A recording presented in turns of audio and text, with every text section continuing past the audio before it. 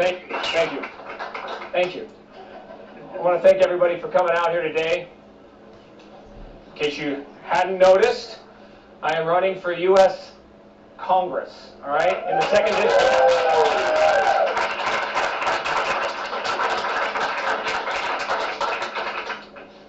The reasons for my doing so are myriad, I suppose, but at the top of the list is a sense of responsibility to defend the values of individual liberty and limited government that built this nation we call home into the greatest nation the world has ever seen. We have a deficit of leadership in this country, a system filled with leaders who are more interested in telling you how to live your lives rather than serving you.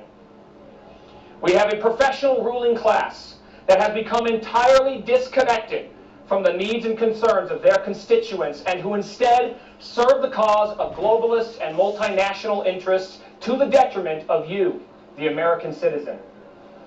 They have in fact forgotten you. They have forgotten what it means to be American. I myself was born and raised here in Tucson, Arizona to middle-class parents, John and Claire Morgan, that's my mother, that's my father.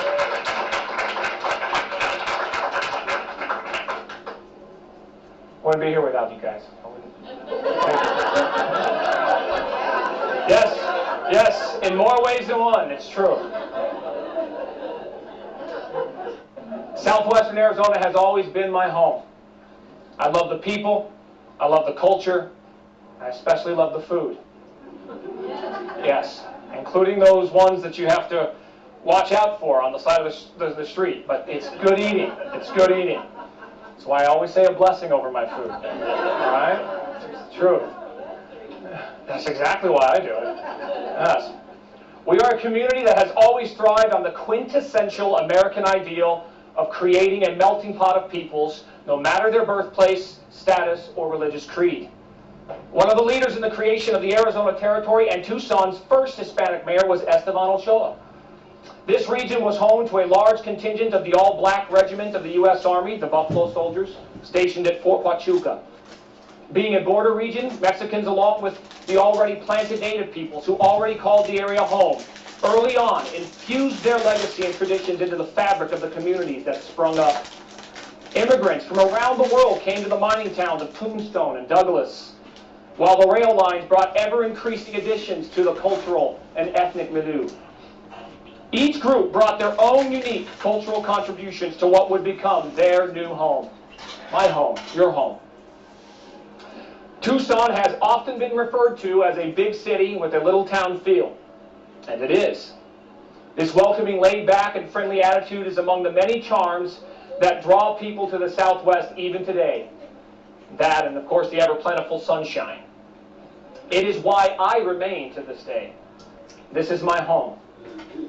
I received a master's in U.S. history with an emphasis on American constitutionalism from the University of Arizona and a minor in aerospace mechanical engineering. Like most young kids, I had no idea what I was doing. I was going to be an engineer, and I ended in history. So, my first job out of college was as a financial advisor, where I helped individuals and families plan and protect their financial futures. After doing that for 4+ years, along with successfully battling cancer, I switched career paths to teach history at Pima Community College while tutoring mathematics on the side. And I can attest, they don't pay teachers anything, okay?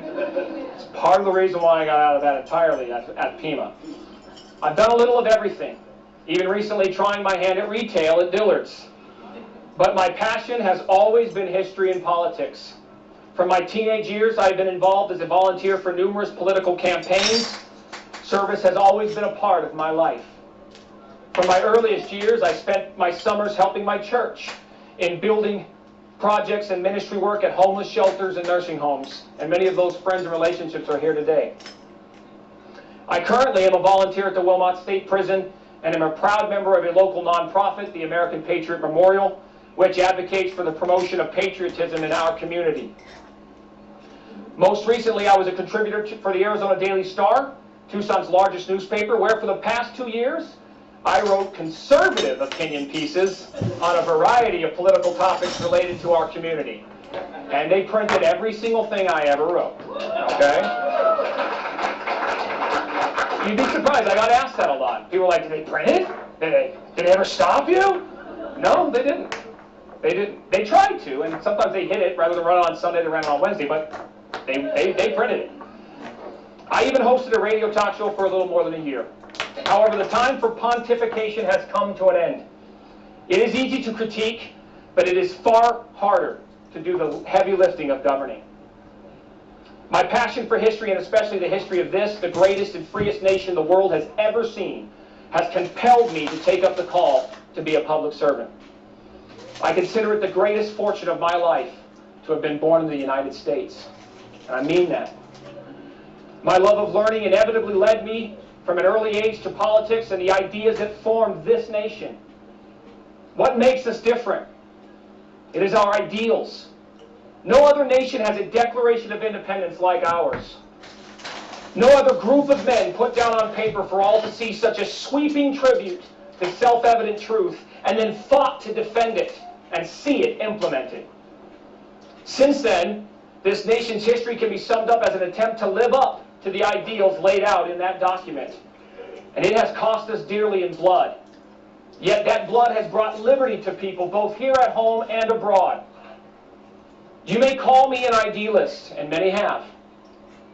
But I believe that indeed every person has the right to life, liberty, and the pursuit of happiness. I believe it is the solemn duty of government to secure those rights. To that end, government exists, and for no other purpose.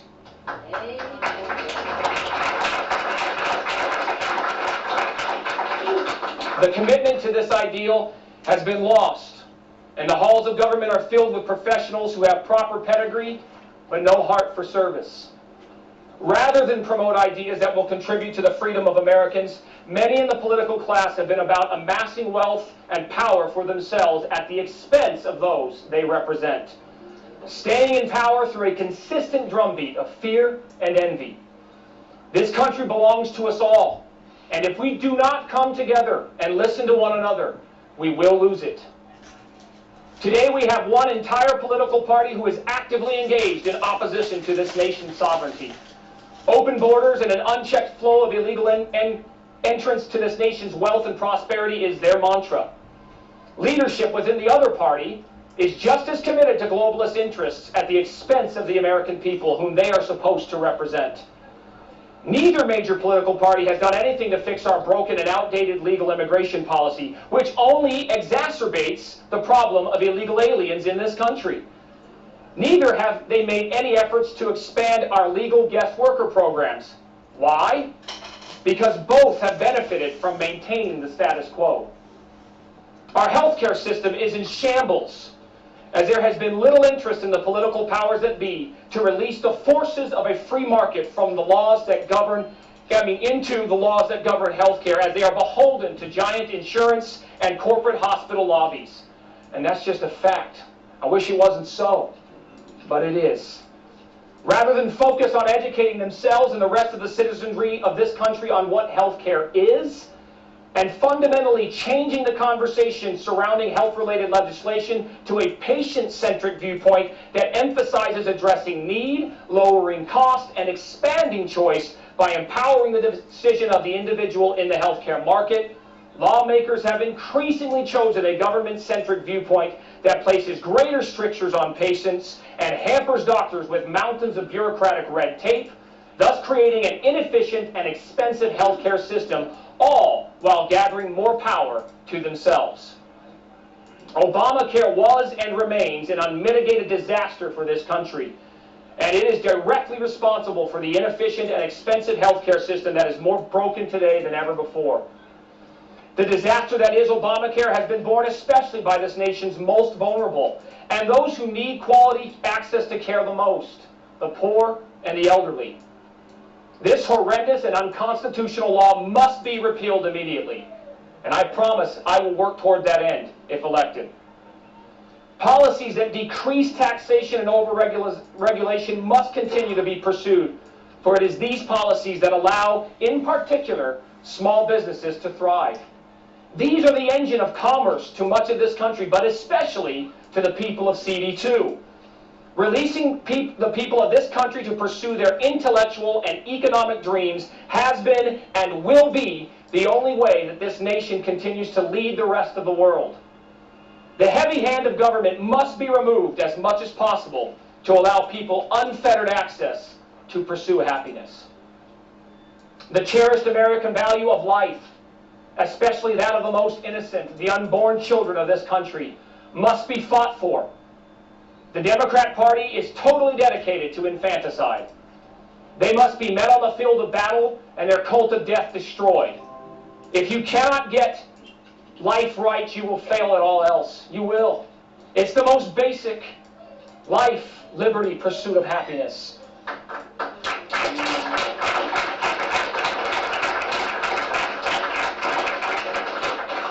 We must have representatives who will defend all their constituents, including those yet to be born. How can one talk about the future while simultaneously destroying its very foundations, the generations yet to be born? And that's what you hear. The planet's melting down. We're going to all die. And yet the fact of the matter is they're killing our generations. They're killing us. There are many problems that will not go away by promising more government. Rather, a return to becoming a more religious people, a more moral people, and a more educated people is the only way to solve the gaping societal wounds that we see. You do not care for your neighbor by empowering government to steal from someone else to do the job that is yours, the job that is mine. There are solutions to be found to things like illiteracy, poverty, and addiction, but government is not the answer.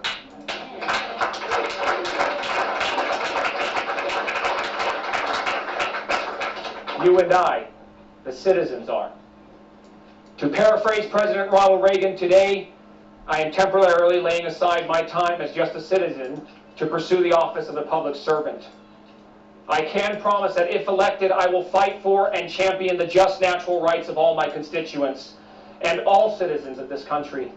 I will work tirelessly to keep my constituents informed on issues by first educating myself, so that they can both better direct me in my service to them and better direct their lives as they see fit. And before I close, some quotes from our founding fathers to this end. Benjamin Franklin said, "It's a republic if you can keep it, not if somebody else keeps it for you." Ronald Reagan said, "Freedom is only one generation away from being lost." Patrick Henry, the great orator, "Give me liberty, not free stuff, or give me death."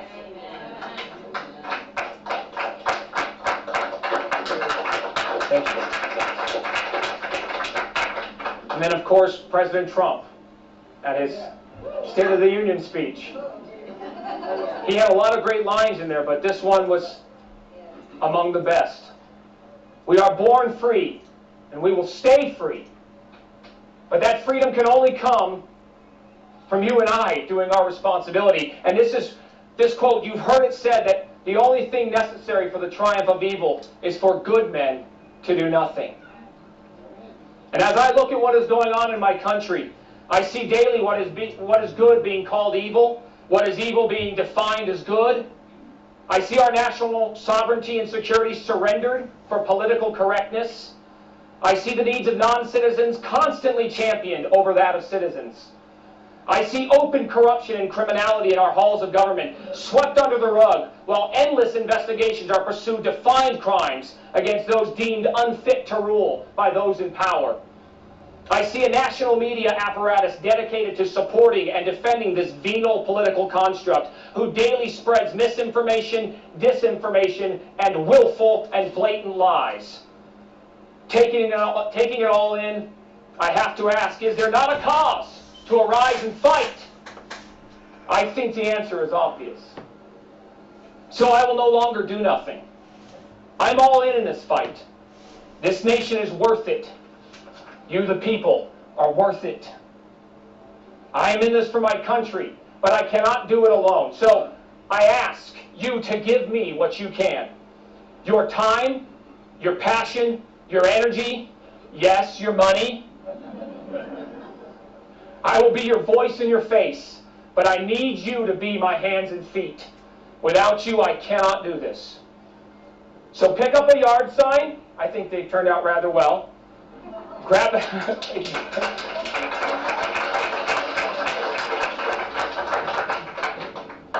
grab one of these donation envelopes. I had several littered on the chairs, but if you'd like to grab a few more, you can share them with friends. Please share them with friends. We have a goal of 50,000 people giving at least $10. Be one of our $10 donors if you can. Sign, or better yet, grab a petition sheet. My friend Bruce has it over there. Get it filled out from your neighbors. If you haven't signed, do that before you leave tonight, if you're in CD2. But if you'd like to get involved, take a sheet, knock on the doors. You can look really spiffy and snazzy in these beautiful red shirts, okay? All right? That's what they're for. They're for you to wear. All right? We are building this campaign from the ground up, not the top down. Grab a card so you have my info. I have lots of these. This has all my info, but you can also take this. This has my bullet points on certain issues, okay? But you can find a much more clear, detailed thing on my website that you can share with people. And you can also ask me a few questions at the end of this, okay? But that's my information that you can share with your friends, all right? So please take as many of those as you want, all right? And if you want to be a part of my core team, they're meeting right after this to just get ourselves gathered and move on from there. But you can reach out to me, of course, if you have somebody who's interested, especially a young person. Young people are the most energetic, and all they need is a push. So send them my way. Send them my way. All right? But whoever you know that's interested in politics, that's interested in this country, send them my way. Before leaving tonight, make a determination to do something. Together we cannot lose. Samuel Adams, one of the founding fathers of the United States and leader in the American Revolution, said, "It does not take a majority to prevail, but rather an irate," let's tone that down slightly, irate, tireless minority, keen on setting brush fires of freedom in the minds of men. Help me light up our little corner of Arizona with the torch of liberty. Vote for integrity in public office. Vote for common sense. Vote to keep America great. Vote to make Congressional District 2 great again. Vote Joseph Morgan for Congress in 2020. Thank you. God bless Arizona. God bless the United States of America.